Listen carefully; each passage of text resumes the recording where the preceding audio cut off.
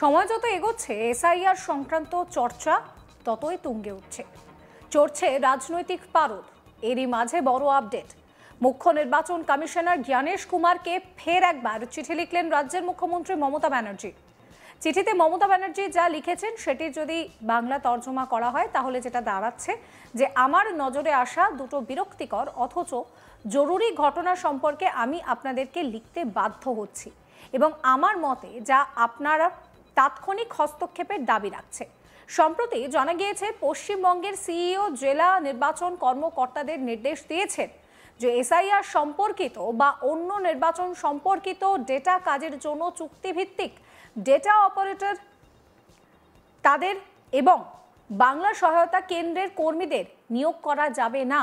একই সঙ্গে CEO office 1 বছরের জন্য 1000 ডেটা এন্ট্রি অপারেটর এবং 50 জন সফটওয়্যার ডেভেলপার নিয়োগের একটি অনুরোধ সেই প্রস্তাব করেছে। যখন জেলা অফিসগুলোতে ইতিমধ্যেই যথেষ্ট সংখ্যক দক্ষ পেশাদার এই ধরনের কাজ সম্পাদন করছেন, তখন এই কাজ পুরোপুরি 1 বছরের জন্য বহিরাগত সংস্থার মাধ্যমে আউটসোর্স করার জন্য সিইওর উদ্যোগের কি প্রয়োজন?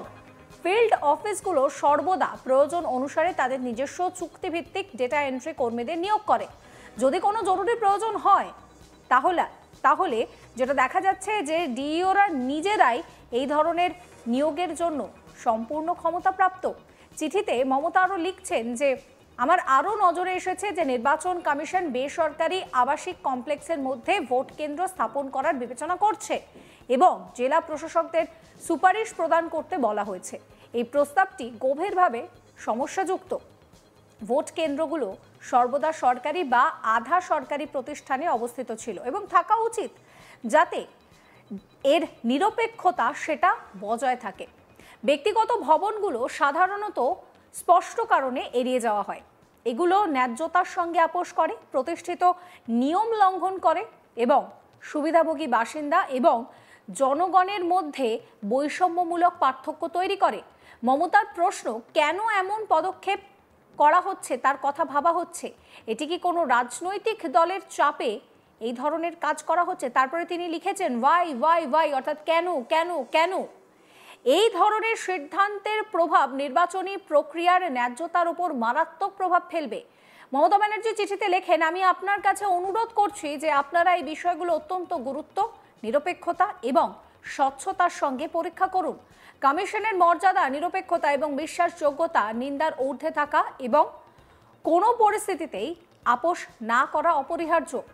মুখ্যমন্ত্রীর এই চিঠির প্রসঙ্গে রাজ্যের সিইও মনোজ আগরওয়ালকে প্রশ্ন করা হলে তিনি বলেন যে এটা নির্বাচন কমিশনের সিদ্ধান্ত। শোনাবো আপনাদের কি বলছেন তিনি। যেটা আছে এ তো ইসিআই ডিসিশন আছে কি ডেটা এন্ট্রি অপারেটর যে এখন কন্ট্রাকচুয়াল আছে, ইসিআই ডিসিশন আছে, ওদেরকে ইউজ করা যায় না।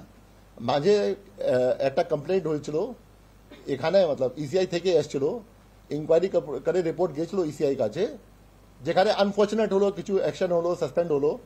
অ্যান্ড এইজন ডেটা এন্ট্রি অপারেটর জন্য বি ইসিআই বলেছিল অ্যাকশন নেওয়ার জন্য।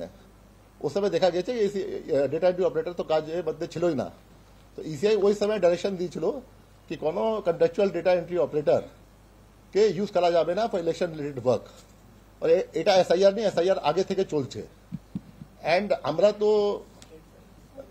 আমরা তো চেয়েছি যেটা আছে, আমরা যেটা আছে ডেটা এন্ট্রি অপারেটরের জন্য ইসিআই সঙ্গে আলাপ করলাম।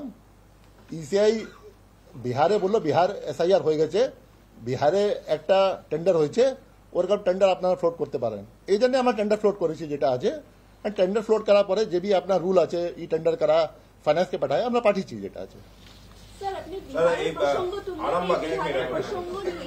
বিহারের প্রসঙ্গ নিয়ে অভিষেক বন্দ্যোপাধ্যায় আজকে ভার্চুয়াল মিটিং এ প্রশ্ন তুলেছে যে এসআইআর প্রক্রিয়া যদি এতই স্বচ্ছ হয় তাহলে বিহারে ভোটের শতাংশ শেষ 1 ঘন্টায় 15% বাড়লো কি করে? দেখুন, এটা তো আমি তো বিহার দেখছি না, আমি বিহার প্রসঙ্গ কোনো তুলিনি।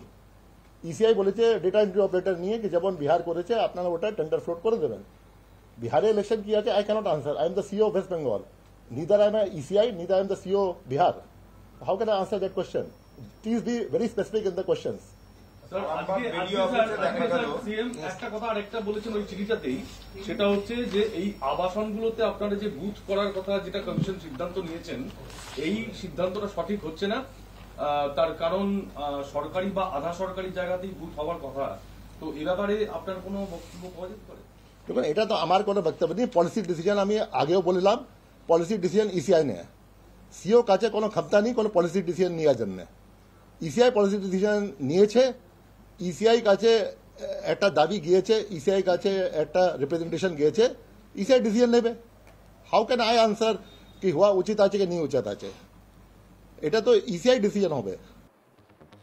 উল্লেখ্য, এই প্রথম নয়, কিছুদিন আগেও একটি চিঠি দিয়েছিলেন মুখ্যমন্ত্রী মমতা ব্যানার্জি। সেই চিঠিতে এসআইআর প্রক্রিয়া বন্ধ করার দাবি জানান তিনি। বিএলওদের ওপরে কাজের চাপ এবং যে পরিকাঠামো রয়েছে সেটা যথাযথ নয় সেই উল্লেখ করে চিঠিতে মুখ্যমন্ত্রীর বক্তব্য ছিল যে নির্দিষ্ট সময়ের মধ্যে এহেন গুরুত্বপূর্ণ একটি প্রক্রিয়া শেষ করা সম্ভব নয়। ভুল ভ্রান্তি হওয়ার সেক্ষেত্রে সম্ভাবনা বেশি। সাধারণ মানুষ ভুক্তভোগী হবেন বলেও চিঠিতে উল্লেখ করেছিলেন মমতা ব্যানার্জি। একই সঙ্গে জাতীয় নির্বাচন কমিশনকে লেখা চিঠিতে সিইও দফতরকে একহাত নিয়েছিলেন তিনি। মুখ্যমন্ত্রী লেখেন যে এই পরিস্থিতিতে সাহায্য না করে কিংবা সময়সীমা না বাড়িয়ে কলকাতার সিইও দফতর ভয় দেখাচ্ছে, বিএলওদের শোকজ করা হচ্ছে, এমনকি কড়া ব্যবস্থা নেওয়ার হুমকিও দেওয়া হচ্ছে বলে চিঠিতে উল্লেখ করেছিলেন মুখ্যমন্ত্রী। আর এবার ফের একবার তিনি চিঠি দিলেন। তবে হঠাৎ করে মমতা ব্যানার্জি এইভাবে বারে বারে কেন চিঠি দিচ্ছেন, তার প্রয়োজনীয়তা কি, সেই নিয়ে কিন্তু ইতিমধ্যেই প্রশ্ন উঠতে শুরু করেছে। এবার যে চিঠি তিনি দিয়েছেন সেই চিঠিতে তিনি পরিষ্কার উল্লেখ করছেন যে এই যে ডেটা এন্ট্রি অপারেটরের কথা বলা হয়েছে, তাহলে কেন আউটসোর্সিং করার কথা নির্বাচন কমিশন বলছে? তাহলে কি কোনো রাজনৈতিক দল সেখানে রীতিমতন প্রভাব বিস্তার করার চেষ্টা করছে? একই সঙ্গে সিইও অফিস এই যে ডেটা এন্ট্রি অপারেটরের কথা বলেছে, তার সঙ্গে বলেছে যে 50 জন সফটওয়্যার ডেভেলপার নিতে হবে। যখন জেলাভিত্তিক অফিসগুলোতে ইতিমধ্যেই যথেষ্ট সংখ্যক দক্ষ পেশাদার এই ধরনের কাজ করছেন, তখন এই কাজ পুরোপুরিভাবে আউটসোর্স করার জন্য প্রয়োজনীয়তাটা কি প্রশ্ন করছেন মমতা ব্যানার্জি। তিনি আরও প্রশ্ন করছেন যে কেন এই যে আবাসনগুলো রয়েছে সেইখানে ভোট কেন্দ্র করার কথা বলা হচ্ছে।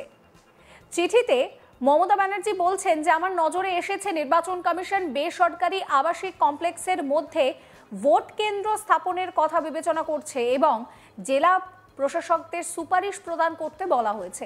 এই প্রস্তাবটি গভীরভাবে সমস্যাযুক্ত। ভোট কেন্দ্রগুলো সর্বদা সরকারি বা আধা সরকারি প্রতিষ্ঠানে হওয়া উচিত। কেন উচিত তার কারণ হিসেবে তিনি বলছেন একমাত্র নিরপেক্ষতা এক্ষেত্রেই বজায় রাখা সম্ভব। ব্যক্তিগত ভবনগুলো সাধারণত স্পষ্ট কারণে এড়িয়ে যাওয়া উচিত।